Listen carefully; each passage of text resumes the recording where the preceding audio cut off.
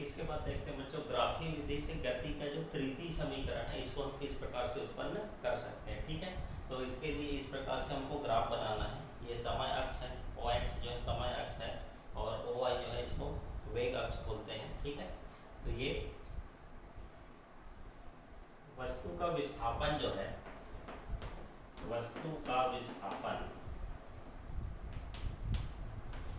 ठीक है, ये किसके बराबर होगा, तो ये देखिए ओ ए सी ई, ये क्या है, एक कौन सी आकृति बन रही है, ओ ए सी ई, ये पूरा एक समलंब चतुर्भुज है। ठीक है, तो यहाँ पर गति के तृतीय समीकरण की जब हम उत्पत्ति करेंगे तो वस्तु का विस्थापन जो है वो समलंब चतुर्भुज, समलंब चतुर्भुज, समलंब चतुर्भुज ओ ए सी ई, ओ ए सी ई का क्षेत्रफल के बराबर होगा। ठीक है, ठीक है, तो वस्तु का विस्थापन बराबर समलंब चतुर्भुज ओ ए सी ई का क्षेत्रफल। तो विस्थापन को किससे दर्शाते हैं, एस से दर्शाते हैं, तो ये हो जाएगा एस। अब समलंब चतुर्भुज के क्षेत्रफल का सूत्र क्या होता है, 1/2 गुणा समांतर भुजाओं का योग, समांतर भुजाओं का योग, समांतर भुजाओं का योग गुणा ऊंचाई, या दोनों भुजाओं के, दोनों समांतर भुजाओं के बीच की दूरी, या उसी को ऊंचाई बोल सकते हैं। ठीक है, तो S बराबर 1/2।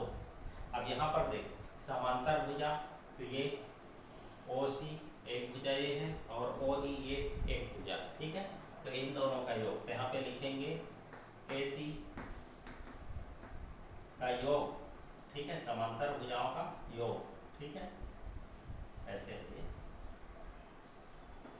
ये समांतर भुजा, तो एक भुजा लेंगे AC प्लस इनका योग बोला है, दूसरी भुजा क्या है OE, इन दोनों का योग कर देंगे गुणा ऊंचाई, तो ये EB को हम क्या मानेंगे, ऊंचाई मानेंगे, या इसी को बोलते हैं दोनों भुजाओं के बीच की लंबवत दूरी। ठीक है, अब यहाँ पे वैल्यू रखेंगे 1/2।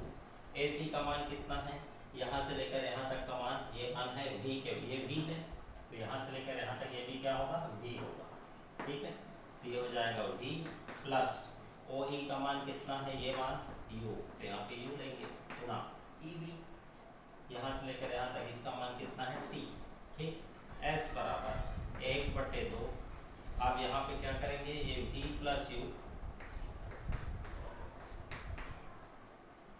और ये जो T है, इस T के जगह में हमको क्या रखना है, तो गति के प्रथम समीकरण हम जानते हैं, तो गति के प्रथम समीकरण से निकालेंगे। ठीक है, तो गति के प्रथम समीकरण से ये होता है V बराबर U प्लस AT, तो V माइनस U बराबर AT ऐसे लिख सकते हैं। तो T बराबर क्या हो जाएगा, V minus U upon AT। ठीक है, तो ये T को हटा के इसके जगह में क्या लिखेंगे, V minus U upon A। ठीक है, ये कहाँ से आया, ये आया है गति के प्रथम समीकरण से।